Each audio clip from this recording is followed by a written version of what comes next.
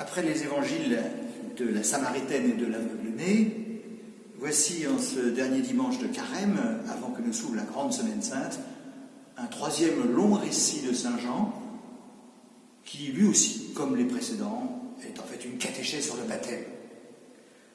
Baptême, chacun sait que ça veut dire plonger dans la cuve baptismale, en souvenir du moment de l'époque où l'on faisait le baptême par immersion, mais plus fondamentalement encore, baptême plongé dans la mort et la résurrection du Christ. Autant dire que ce dimanche a une certaine gravité. C'est aussi pour ça que nous pouvons contempler un instant cette pietà du XVIe siècle qui est dans la vieille église Saint-Georges de Villeneuve.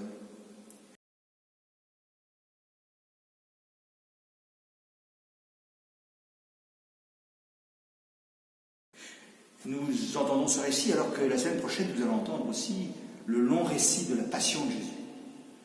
Et on se doute bien que, vu les circonstances, ce message qui nous est adressé aujourd'hui, il est fort. Ce message, c'est le suivant.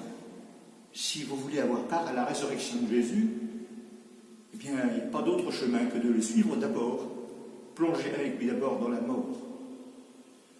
Et vu les circonstances, alors même que chaque soir, on entend le directeur général de la santé nous faire de nouveau décompte des morts du Covid-19, évidemment ce message est fort.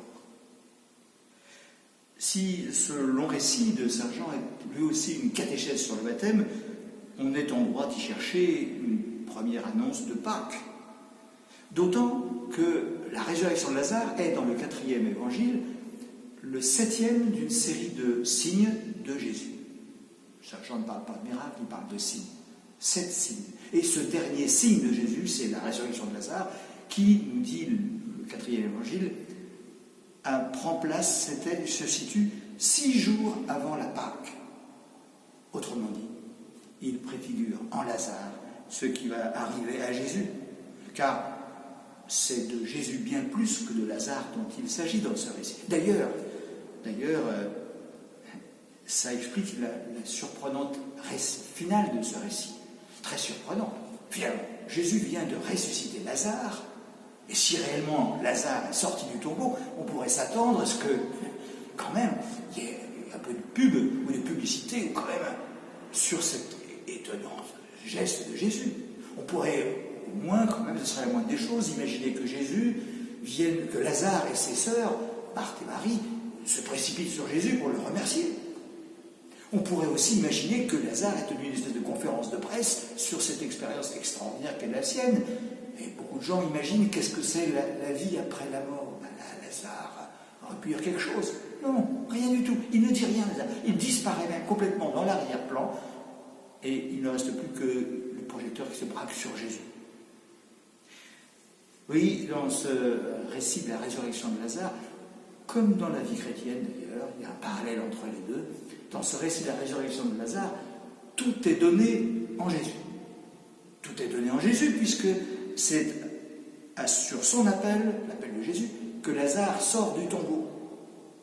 De même que dans le baptême, tout est donné. De même que dans la vie du baptisé, tout est donné en Jésus.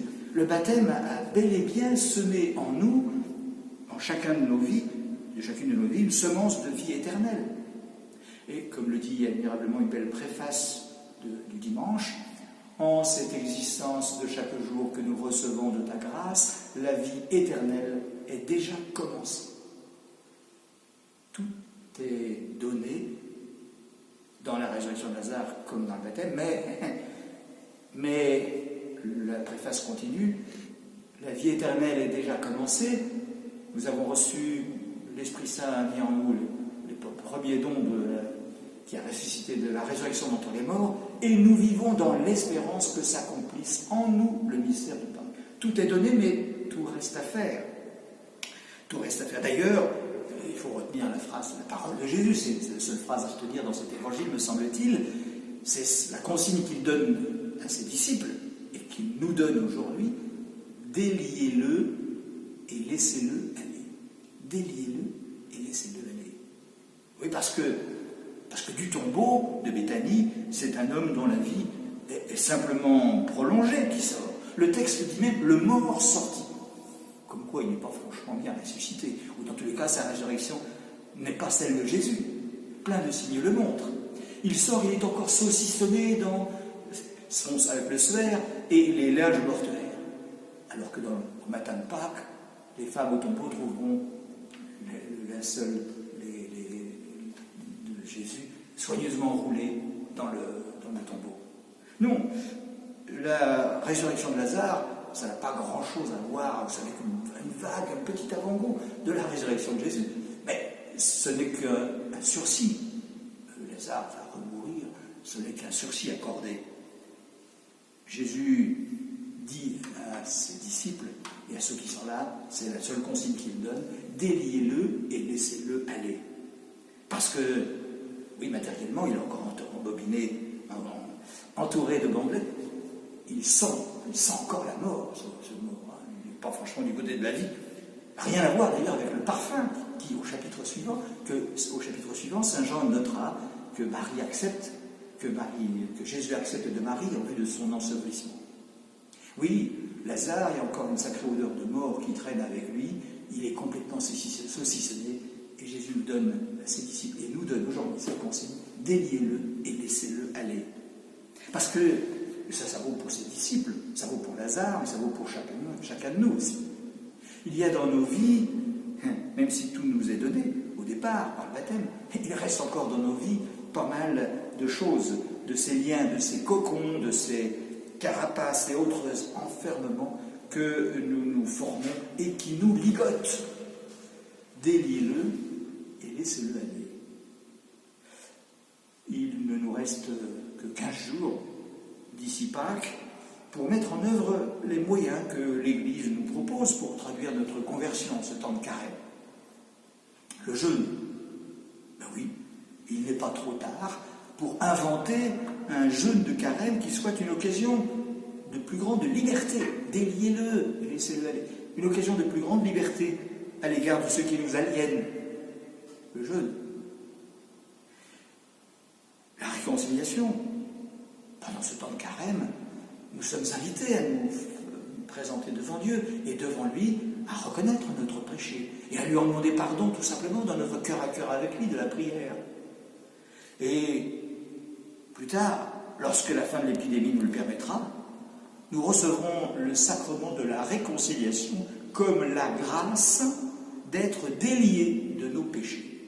Déliez-le et laissez-le aller. Le jeûne, la réconciliation, la prière aussi, comme une purification de nos représentations sur Dieu. La prière comme une manière de nous délier de toutes ces idées tordues que nous avons sur Dieu. Enfin, le partage. Ça va être difficile ce week-end parce que nos assemblées n'existent pas, elles sont que virtuelles ou par des médias interposés. Mais enfin, ce 4e dimanche de carême est traditionnellement le dimanche où chacun apporte le produit de son effort de carême. Et on le remet, on le confie à l'organisme que l'Église a désigné pour collecter cet effort de carême collectif, c'est le CCFD.